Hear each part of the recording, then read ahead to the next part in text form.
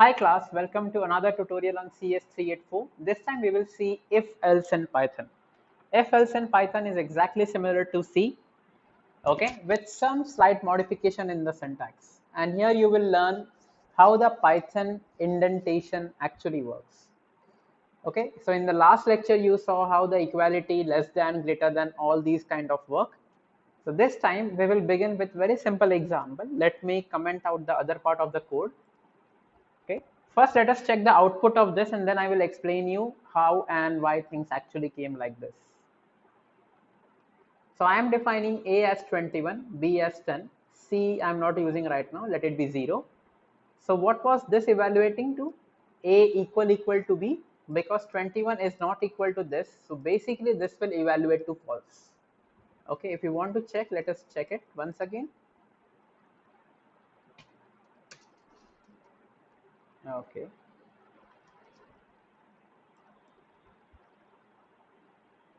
So we have A as 21, B as 10, B is equal to 10. And if I write A is equal to B, it evaluates to false. So what happens? This will evaluate to false. And just like C, so whenever you have an if and else statement, basically the first if statement is read. So what happens if A is equal to B, 21 is equal to 10? No, that's a false. So if false, if the if statement is false, the entire block within the if will not be executed. It will directly come to the else part, and in the else part I am printing A is not equal to B. At any statement you can print. So let us try to execute this code. So see, line 1, A is not equal to B. Now let us try to make both the values as equal, 21 and B is also 21. So 21 is equal to 21, double equal to because we are comparing, single equal to is assignment. So 21 is equal to 21, so this will evaluate to true. Right? So let us make B as 21, A equal to B, which is true. Okay, so since this is true, it will only execute the if part and not the else part. So whenever you encounter an if and else, right, only one of them will be executed and not both. And real life also you will see this. If you are going to the class, mark my proxy, else I will have to go to the class, right? So either of them will happen, not both. Okay. Now there's an interesting statement. You will see there are some spaces here. Okay.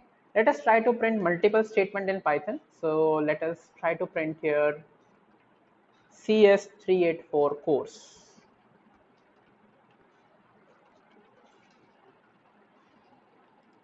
Okay, and try to re-execute the code. Let me clear the screen. So you see I have multiple statements which are executed here. Okay, just like C, in C what you used to do, you used to keep a bracket like this in order to execute multiple statements, right? But Python promotes a cleaner code internally, right? Because in C people used to never indent the code, they will just write everything on the left hand side braces, something like this, and the code would not make some sense. It will execute correctly but it won't make sense. So Python basically bans the usage of such braces. It says okay, there is no need of using braces. It says that you need to indent your code. Now what do you mean by indentation? Indentation you already know in C. So everything within if, else, for has to be indented from the starting part. That was not mandatory in C. It just made the code look beautiful, but it is mandatory in Python. So there are various ways of indentation. So one of the standard is 4 spaces, right? Let me just bring these statements here.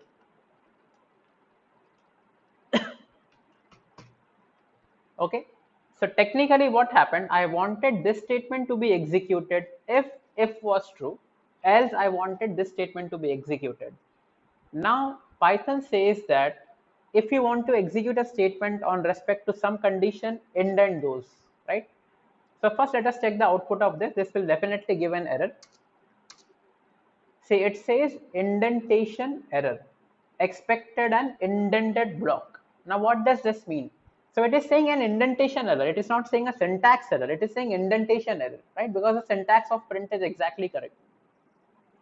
So by indentation, it can be anything. So one standard indentation is you make use of tabs. Okay, so the tab key is just below the number 1 key on or to the left of q. Okay, so once I have tabbed it, I can now execute the code. Let us clear the screen and execute the code. See, because both the numbers are equal, I'm getting these two outputs. You can even use other kind of indentation. Let's say I'm using 4 spaces, 1 2 3 4 4 spaces. Okay, so whatever indentation you use, you have to keep it uniform. So the standard in the world are tabs and 4 spaces. Okay, so you see again the code is modified.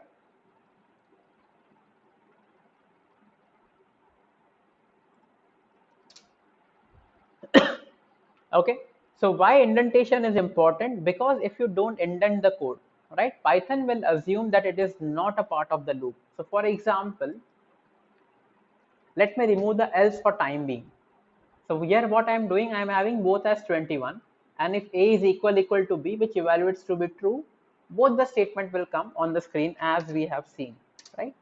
So we see both the statements are coming. Let us even add one more statement. Let's say India. Okay. So indentation in Python can be equivalently taken as this. Okay. It can be taken like this. But now, what is the trick here? How do you remember like a wrong indentation? Let us take an example of a wrong indentation. For example, let's say I don't give an indentation here. I just say if a is equal to b, right? I am printing these two lines and this I have not indented. Like, let's now check the output for it. Say it prints these two lines because of course a equal to b evaluates to be true. So this two line anyways it's indented, but it also prints print India. Okay, it is outside the if block, right? If you see this line, so if block basically ends here. Now let us make this a new value. So 21 is equal to 10 is a false statement. So these two statements won't execute. Since this is not indented, this is not indented, this is not a part of the if loop, and the output of the code now will be India. You see, the output of the code is only India because a equal to b evaluates to be false, and when a equal to b evaluates to be false, this entire if loop, right, you can see in VS Code, you can just close this statement and you know what is the part of if loop. So this India was outside the part of if loop. If I want here to make it a part of the if loop, I just give a tab or 4 spaces. Now you can see there will be nothing in the output. Why? Because this is the entire if block. Let me execute the code. Nothing execute because there is nothing outside the if loop. Okay. So if and else are very similar. Remember in Python you have to use indentation. So your code is automatically now indented and it's more beautiful to read, and this makes Python fun to do, right? Of course, there are contrasting views regarding this indentation because when the code gets complex, sometimes a slight indentation leads to an error in the block, right? Just like if you miss braces, you can encounter errors. And we will just now go through this.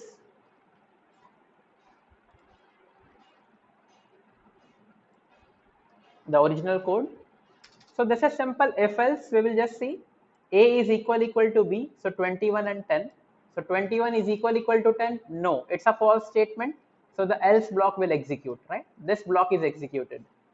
Now a is not equal to b. 21 is not equal to 10, which is a true statement. If the if statement is true, this will be executed. A is less than b. 21 is less than 10. Remember internally what Python does, 21 is less than 10 is false, right? If false. So when the if is false, execution of else will take place. A is greater than b. 21 is greater than 10, it is true. So if of true, and it will execute the if statement, ignore the else statement. 5 and 20. 5 is less than equal to 20, right? It is true statement. So this will be executed. The reverse, this is false. 20 is, sorry, 5 is, okay, 20 is greater than a, that is true. Again, this will be executed.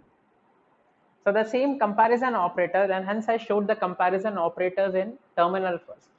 Internally, every programming language just makes use of true and false, that's it.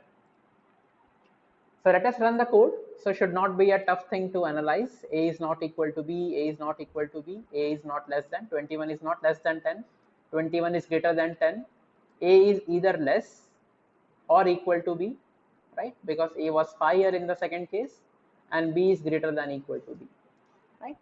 So that's it. So the if else operators are very easy in Python, just similar to C. The only new thing that you have learned here is the indentation. You can execute as many statements as you want, but you have to keep it indented.